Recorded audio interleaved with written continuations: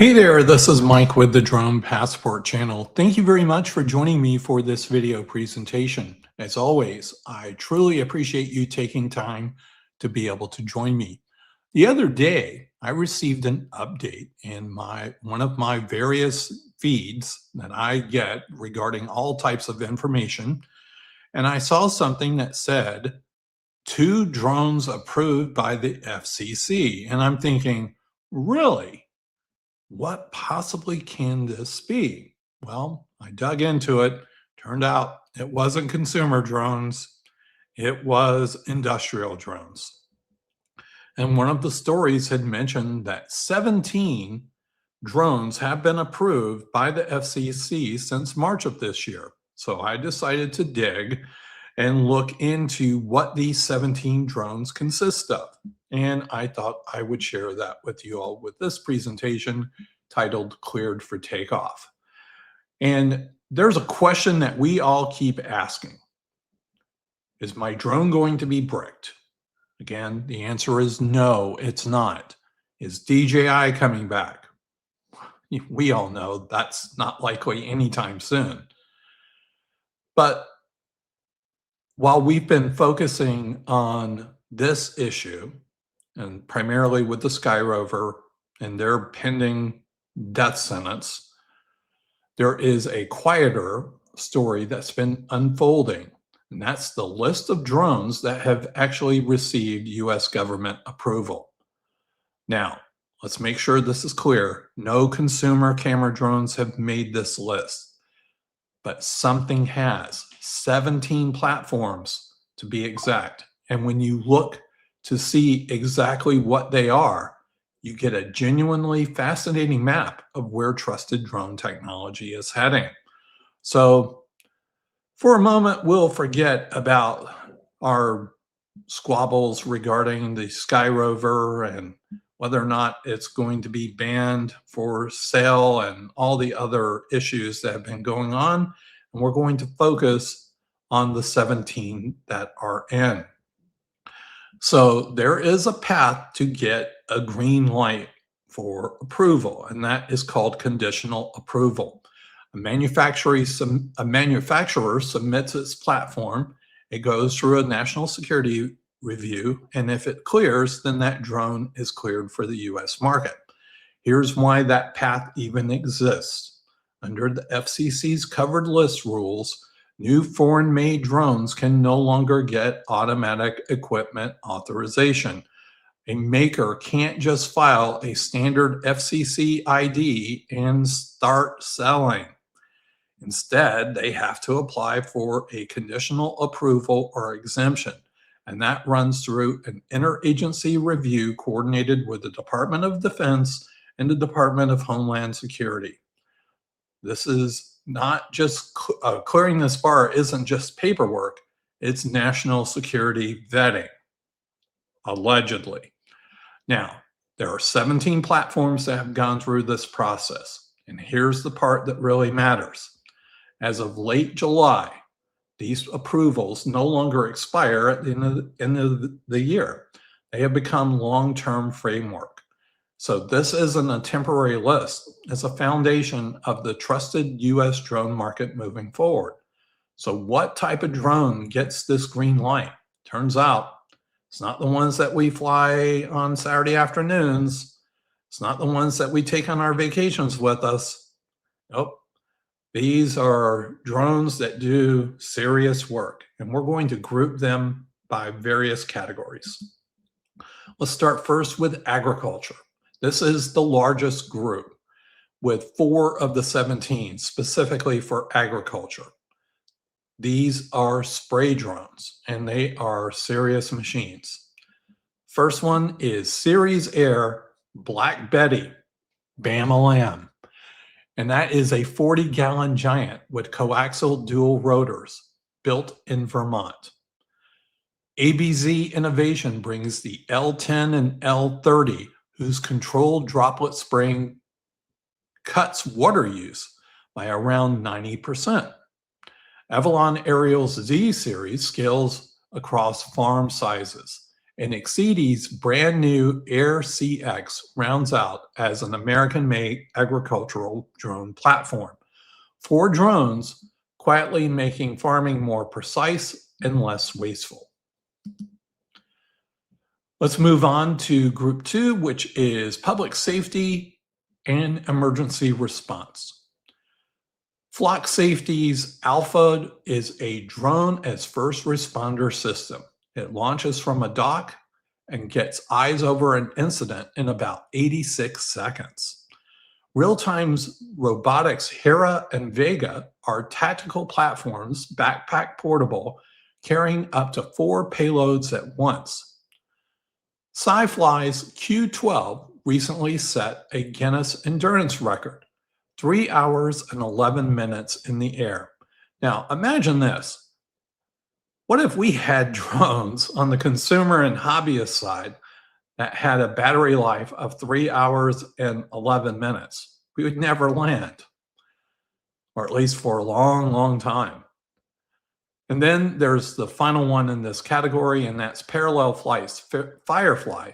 And that is a hybrid heavy lifter built to haul 100 pounds of gear to crews out there fighting wildfires. These are the drones that show up when it matters most. Let's move on to delivery and cargo. There are 2 in this category. Blue Flight's Tilt Rotor, Slate, and Cobalt move medical and industrial payloads with weather-stable flight. And Air's DRN-600 is a cargo eVTOL that carries 220 pounds and flies in the U.S. Air Force's Agility Prime program. Small in number, but big in ambition. Group 4 is inspection and industrial. Scout DI's Scout 137 is a tethered LiDAR drone that flies inside tanks and boilers where there is no GPS, so a human doesn't have to. Seas.ai flies autonomous power line inspections from a central control room. And Air 6 Systems handles heavy multi-sensor industrial jobs across wind, solar, and rail, quietly keeping the infrastructure that we all rely on safe and inspected. And then there's the final group, the specialists. Verity flies autonomous drones around warehouses at night, and it counts inventory with 99.9% accuracy. Verge's Aero X1 is a light show platform. And we all know that the drone light shows have increasingly become more favorable than fireworks. And you see a lot of those at various sporting events and concerts and any outdoor event. You'll see drone shows. Vex Air is a tiny STEM drone, tiny classroom STEM drone, I should mention. It's the first educational drone to earn approval here. And then the final approval is not even for an aircraft. It's from a company called Mobilicon, and it is the secure radio data link that goes inside other drones, a critical component that made the trusted list. Now that's proof that approved covers a genuinely wide world. So what does this list tell us? So let's take a step back and look at the whole board. What do the 17 have in common? They do work that matters: growing food, fighting fires, inspecting bridges and power lines, delivering medicine, keeping warehouses running. They're built or onshored with American supply chains in mind, and that almost none of them are things that you would point or even land in your backyard, since they may be too big for that. And that's the real story here. The approved list isn't about who got left out. It's a preview of the drone industry that the US is choosing to build: practical, industrial, mission-driven. A map of where the trusted future is actually being flown. So there are no consumer drones on this list yet, but 17 serious machines. And that's what got approved. and it's worth knowing their names. These are the sources that I utilize to compile this information. I'll have specific links in the description of this video.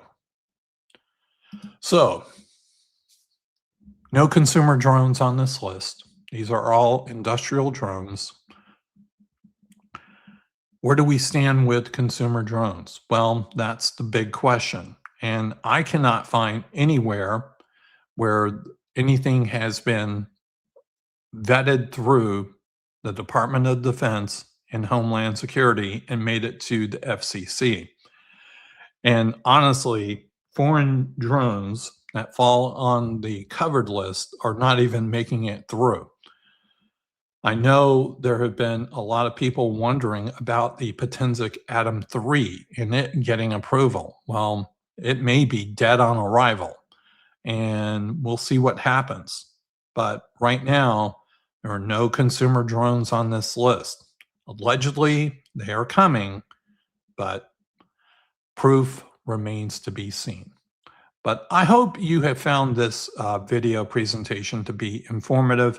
Obviously, it's a little different take on what we've been looking at lately with the various issues that SkyRover has had and pending death sentence coming its way. This presentation shines some light on drones that are making the cut, and you can see they are highly specialized. They are not your run-of-the-mill drone that we're going to be flying on our weekends or taking on trips or anything of that nature. And again, that's something to keep in mind as the priority is on the US market and the infrastructure of the US market. Anyway, in closing, I want to thank everyone who is a subscriber to my channel. I truly appreciate you taking the time to be able to join me. And I truly appreciate you subscribing to the content that I have here. I don't know what to say other than I am shocked beyond belief that my channel continues to grow in such huge numbers that it has over the past week and a half. I think a week ago we had just barely over 200 subscribers. Now we're at around 410. That is amazing to me.